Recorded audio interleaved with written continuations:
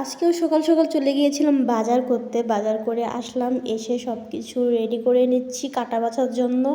এখানে নিয়েছি মিষ্টি কুমড়া, নিয়েছি কচুরলতি, বেগুন নিয়েছি, কাঁঠাল নিয়েছি, কাঁচা কাঁঠাল ছিল।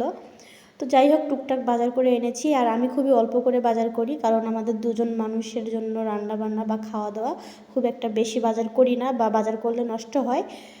কয়েকদিন পর পর টাটকা টাটকা বাজার করি এবং টাটকা টাটকা খাবার খাই। তো মাছগুলো ভেজে নিলাম। মাছগুলো খুবই বড় ছিল, পরে ভাবলাম যে মাছগুলো ছোট করে এবং পাতলা করে কেটে নেই, নয়তো মাছের মধ্যে মশলা ঢুকবে না বা খেতে মজা লাগবে না। যেহেতু অল্প তরকারি রান্না করব, তরকারিটা দ্রুত রান্না হয়ে যাবে এবং মাছটা খেতে ভালো লাগবে না।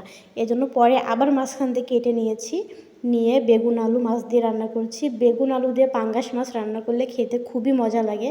আর পাঙ্গাস মাছ তো খুবই মজার একটি মাছ, আমার ভীষণ ভালো লাগে। আর এদিকে রান্না করতে করতে বৃষ্টি শুরু হয়ে গেছে, কী যে ভালো লাগছিল। বৃষ্টি দেখছিলাম আর রান্না করছিলাম। আর এদিকে একটু জিরা টেলে নিচ্ছি তরকারিতে দেওয়ার জন্য। হয়ে গেছে মজাদার তরকারি, পাঙ্গাস মাছ দিয়ে আলু বেগুনের ঝোল।